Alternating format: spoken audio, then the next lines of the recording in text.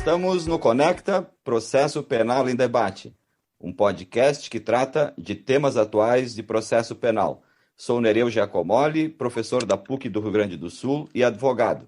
Comigo também Marcos Eberhard, professor da PUC do Rio Grande do Sul e advogado. Este é o episódio número 71, que tratará do júri na reforma do Código de Processo Penal. Conosco, os defensores públicos Denis Sampaio e Álvaro Andanavicius Fernandes, defensores públicos, professores nas suas respectivas escolas das defensorias públicas e professores em diversos cursos de pós-graduação em ciências penais. Professores Denis e Álvaro, é uma honra tê-los conosco. Já de início agradecemos a disponibilidade de estar neste podcast, e a pergunta que fica no ar é: o que se avizinha em termos de modificações no Tribunal do Júri, esse tribunal conhecido como um tribunal popular, onde a população, os cidadãos possuem a prerrogativa de participar, contribuir na formação da sentença penal absolutória ou condenatória. A palavra está com vocês. Bom, primeiro gostaria de agradecer imensamente o convite dos grandes professores Marcos e Nereu, aqui no Conecta. É uma grande honra participar desse debate, venho acompanhando desde o nascedouro, e hoje, especialmente, com meu grande parceiro, irmão e meu professor, Álvaro Andanavicius. Bom, falar de Tribunal do Júri, né, Álvaro, e falar da reforma do Código de Processo Penal é nós tentarmos analisar aí o que vem de novo para o processo e talvez o que não há necessidade de vir de novo, porque está funcionando bem. Quer dizer, nós temos que refundar, como o professor Fauzi sempre aponta, o nosso Código de Processo Penal. Isso é um fato. Nosso Código de 1941, mesmo que com alguns retalhos, não cabe mais no nosso ordenamento. No entanto, alguns pontos que vêm sendo debatidos talvez não fosse de necessário objeto de discussão. E começo com Álvaro. Há uma proposta, né, do CNJ que não vem sendo debatido no PL, né, nas discussões do PL, mas que toda hora alguém coloca lá que é necessidade, maior celeridade, porque o Tribunal do Júri acaba gerando impunidades em decorrência da não observância da duração razoável do processo, e uma proposta de retirarmos a primeira fase desse procedimento, como se nós já começássemos numa fase de mérito, uma fase direta para o conselho de sentença. Bom, eu já acho isso um tiro no pé do processo, porque a primeira fase ela é extremamente importante e, claro, cria um filtro necessário para que tenhamos boas decisões e tomadas de decisões pelo Conselho Popular, pelo Conselho de Sentença. Então, cabe ao juiz, né, na primeira fase, fazer esse filtro. Imaginemos que nós não tenhamos essa primeira fase. Isso acabaria levando todos os possíveis absurdos, né, não digo só de condenação, de acusação, mas de toda a estrutura fática ao Conselho. Quer dizer, a pronúncia acaba sendo uma decisão de admissibilidade e também um filtro probatório, dizer o que nós podemos chegar lá para decidir os elementos de prova. Se eu estou pensando, né, Álvaro, em celeridade, nós temos que dar outro pensamento, outros instrumentos, melhor dizendo, para que tenhamos necessidade e não tirar um filtro decisório. O que você entende, Álvaro? Eu concordo, acho que a celeridade, na verdade, é, acima de tudo, uma garantia individual, está lá na Constituição, no artigo 5º, mas também entendo que não é por aí. Não é por aí. Hoje em dia, com a pronúncia, ou com esse filtro, como tu colocas, nós já temos questões, entre aspas, absurdas, que não deveriam chegar a julgamento pelo júri. Pensando um pouco nessa celeridade, e também buscando amparo nos demais sistemas que nós temos visto na América Latina, a sugestão que eu daria, e eu acho que, na verdade, nem é necessário uma reforma para isso, é a observância efetiva da unicidade da audiência. Ou seja, não partir essa audiência como de regra se faz. Em 2008, o legislador veio e tratou de instituir uma audiência que, para mim, é una, mas que, na prática, nós não tivemos visto nada no sentido de implementar essa unicidade. continua a realizar tantas audiências quantas forem necessárias para ouvir testemunhas que não comparecem. Eu faço uma analogia com o júri. Alguém vai imaginar a partição de um júri? O júri é uma audiência, que é feita num momento único, instantâneo. A audiência também iria se respeitar imediação, identidade física do juiz, e os processos, com certeza, andariam de maneira mais célere. Incumbiria as partes, levar as testemunhas, tudo isso seria resolvido de uma maneira única, num instante único. Eu escrevi sobre isso num livro em homenagem ao Jacinto, se eu não me engano. Eu acho que seria um ponto que a gente teria que pensar em termos de propiciar uma maior celeridade no processo.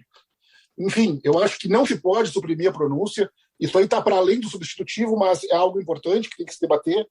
Mas concordo contigo, Denis, no sentido de que não se pode suprimir a pronúncia.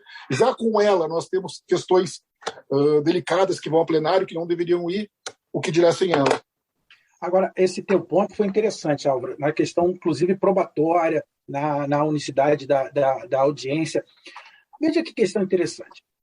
O principal objeto de análise no Conselho de Sentença, aliás, no Tribunal do Júri, se faz pelo Conselho de Sentença, né? O mérito, em regra, é analisado lá pelo Conselho de Sentença. Então, todas as provas devem ser produzidas perante seu juiz natural. Você fez aí menção ao princípio da imediatividade probatória. No nosso procedimento atual, nós temos a seguinte situação. A acusação e a defesa poderá rolar até 8 testemunhas na primeira fase e 5 testemunhas na segunda fase. Aí, para cada fato imputado. Veja, se o objeto, né, de maior discussão se dá pelo juiz natural, pelo Conselho de Sentença, talvez fosse algo muito interessante que o legislador invertesse essa ordem, porque ali eu tenho um filtro de admissibilidade. Não precisaríamos de 8 testemunhas, talvez. Vai depender do caso concreto, claro. Mas se nós tivéssemos 5 testemunhas na primeira fase, que daria talvez uma maior celeridade na busca de uma 6ª, 7ª, 8ª testemunha, nós reduziremos para 5. E sim, lá na segunda fase, que é importante, que é o Conselho de Sentença, o juiz natural, que é, na verdade, o que você falou, uma audiência condensada, um julgamento, a gente não cinde a audiência lá perante o Tribunal do Júri, que teríamos um numerário de 8 testemunhas, né, na segunda fase. Talvez isso já teríamos aí uma possibilidade de maior celeridade nessa proposta de celeridade. Mas não é a única, né? Não é a única no que diz respeito às futuras reformas. Não, é que, Denis, quando eu falo em unicidade da audiência, eu não me refiro unicamente à questão probatória. Percebe que hoje, por exemplo, não há previsão legal no rito do júri, tal como ocorre no rito comum, de conversão de debate em memorial. Mas a prática consagra, né? Não há essa previsão no júri. Eu defendo não só a concentração dos atos probatórios, mas também, em audiência, a realização de um debate a partir daquela prova que foi produzida na audiência, com a pronúncia, impronúncia ou outra decisão cabível nesse momento, também na audiência. Vamos resolver tudo na audiência. E isso dá celeridade, isso dá segurança, isso dá controle sobre a prova. Isso permite observar a oralidade como algo que decorre inexoravelmente de um sistema acusatório. É isso que eu defendo. E avançando na questão, Álvaro, na primeira fase, aliás, na primeira fase todo o procedimento, o que nós temos é um procedimento realmente especial, que é o procedimento do Tribunal do Júri, e eu acho que o legislador deveria fazer menção, lá no procedimento do Tribunal do Júri, da permanência do juiz de garantias também no júri, porque eu fico muito preocupado que nós tenhamos todo esse debate, né, esse fomento, tá aí, todos os grandes professores nessa discussão, Marcos Nereu, Geraldo Prado, Jacinto, Fauzi, e todos os grandes professores que nós temos fomentando essa discussão, e talvez seja implementado na reforma, quer dizer, foi na nossa atual mini-reforma, mas está suspenso por decisão do Supremo, mas que não há uma menção expressa ao Tribunal do Júri. Eu fico um pouco preocupado que essa questão seja excepcionalizada no Tribunal do Júri. Então, eu acho que seria de bom grado o legislador indicar que no Tribunal do Júri também haverá necessária implementação do juiz de garantias, né? Inclusive, já se acenou com a não aplicação do Instituto do Juiz das Garantias ao rito do júri. Sim. Né? Na decisão do ministro Toffoli, salvo engano, ele faz essa alusão. Sim. Certo? Agora, tem uma questão, Álvaro, que isso nós temos que prestar muita atenção. O que nós falamos foi que a primeira fase é uma fase importante, tem uma proposta do CNJ, mas sabemos que não é a proposta do PL, do substitutivo, mas no artigo 393, parágrafo único, ele afasta a possibilidade de recurso quanto à decisão de pronúncia. Sim. Isso é de uma inconstitucionalidade gritante. A permanência da impronúncia, que nós sabemos que é uma decisão muito delicada, mas a sua permanência. No entanto, já tem uma proposta ali de redução de uma impugnação importante, que é a impugnação em relação à pronúncia. Eu acho muito delicada a questão, reputo inconstitucional por violar diversos preceitos, além da Constituição, preceitos de proteção, né, internacional, convencionais. Então, eu acho que nós devemos ali rebater a necessidade dessa impugnação no que diz respeito à decisão de pronúncia. Denis, com relação à pronúncia, tá? Eu viria um pouco antes para trabalhar a questão do artigo 390. Eu acho que se perdeu uma grande chance ali, por enquanto, de se colocar. A redação está nos seguintes termos: o juiz fundamentadamente pronunciará o acusado se convencido da materialidade do fato e da existência de indícios de autoria ou participação. Reproduz o que nós temos hoje. Eu acho que se perdeu uma grande chance, está se perdendo uma grande chance de deixar expresso no artigo que esse convencimento acerca da materialidade e da autoria tem que ocorrer a partir de elementos judicializados, certo? Para terminar, para fulminar essa discussão que existe hoje a respeito da possibilidade ou não de uso dos elementos policiais e investigativos como substrato de pronúncia.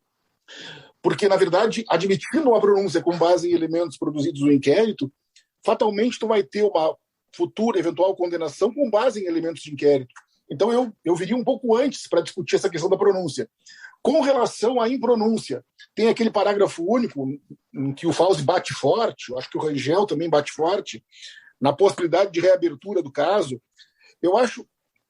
tem problema de constitucionalidade nesse artigo, mas eu acho que para a gente não discutir se ele é constitucional ou não, partindo do pressuposto que ele vai ser mantido, eu acho que se podia colocar ali no 391, parágrafo único, quando se introduz a possibilidade de nova denúncia, a exigência de uma prova substancialmente nova. Ou seja, não é um novo depoimento prestado por uma mesma testemunha, mas algo que efetivamente inove no contexto da prova, se nós mantivermos o dispositivo. Ou seja, acabar também com essa discussão, qual é a prova que vai possibilitar uma nova denúncia? É qualquer prova? Não é qualquer prova? Então isso teria, a meu ver, que ser colocado também. Com relação ao 393, já pontuaste aí a questão da inexistência de recurso da pronúncia, a meu juízo isso é um absurdo. Né? Eu concordo contigo no sentido da inconstitucionalidade, eu concordo contigo que está se tolhendo como se ir a julgamento a plenário não causasse um gravame, né, passível de impugnação por uma instância superior. Isso é muito complicado, porque nós sabemos que diversas vezes as pronúncias são reformadas. Então, na prática, são equivocadas, teoricamente, pelo menos a partir do entendimento do tribunal, da instância superior. Então, vedar esse recurso, ele é formalmente equivocado e também, em termos de realidade, também é equivocado, porque nós vemos mudanças em decisões que encaminham o réu ao julgamento. E eu quero agradecer também, eu por uma gafe, não agradecer o convite do Marcos, do Nereu. O Marcos, um advogado que já militou em diversos júris. O Nereu, hoje advogado, já foi magistrado das várias júris de Porto Alegre, então é alguém que poderia estar discutindo aqui no nosso lugar, uma pessoa que conhece muito do que nós estamos discutindo. Nós estamos nesse episódio número 71 do Conecta Podcast. Conosco hoje nós temos Álvaro Antanavides Fernandes e Denis Sampaio, ambos doutorandos, ambos mestres em ciências criminais, ambos professores de especializações, de cursos de pós-graduação, ambos professores nas respectivas fundações, escola da Defensoria Pública, ambos defensores do júri, mas principalmente ambos defensores atuantes no dia a dia do Tribunal do Júri. E isso nos traz uma referência tão importante para quem nos escuta, porque não houve aqui nenhum ponto que pecou pela ausência, pela riqueza de detalhes, ou seja, ao contrário, nós temos uma riqueza de quem está no dia a dia do júri. A gente falou aqui da audiência una, que certamente trazendo a oralidade para dentro do júri propiciaria uma pronúncia mais efetivamente ligada ao conteúdo da instrução e não uma pronúncia padronizada, que normalmente é uma pronúncia que traz determinados verbetes, determinadas frases simplesmente fechadas e usadas há 5, 10, 20, 30 anos, né? E aí nós temos vários réus pronunciados e dificilmente nós temos um ambiente que nos possibilite isso, modificar isso em recurso em sentido estrito. Nós falamos também da própria conversão dos debates dos memoriais em debates orais, o que, na verdade, a prática nos traz exatamente o contrário, até mesmo não é só no procedimento do júri, mas até no procedimento sumaríssimo isso acontece, o que é um absurdo, porque arrebenta, principalmente, todo o sistema que foi pensado para o ano de 2008, e nós temos outros tantos pontos importantes, como a questão do juiz de garantias. Não tem como apartar o juiz das garantias do procedimento do júri. Por quê? Porque justamente aqui um dos pontos, além do que os professores nos trouxeram, mas o fato de que a partir dos elementos de informação, na formação, na obtenção, na produção dos elementos de informação lá do inquérito policial, é que estão localizados o maior número de possibilidades de vulneração de direitos fundamentais. E o júri traz isso no dia a dia. E não há absolutamente nada que no curso do procedimento consiga, de alguma maneira, regular isso. E aí, certamente, quanto mais nós não tiver, ou seja, quanto menos procedimentos nós tivermos para impugnar os elementos de informação e a formação dos elementos de informação, certamente nós teremos um plenário cada vez mais longe do que se espera, que é a formação de uma decisão justa num processo penal também justo. Esse foi o episódio número 71 do Conecta Podcast. Conosco, os professores Álvaro Antanavicius Fernandes e Denis Sampaio, sobretudo defensores públicos do Tribunal do Júri. Este episódio que estará no ar no Conecta Podcast no dia 29 de setembro, às 18 horas.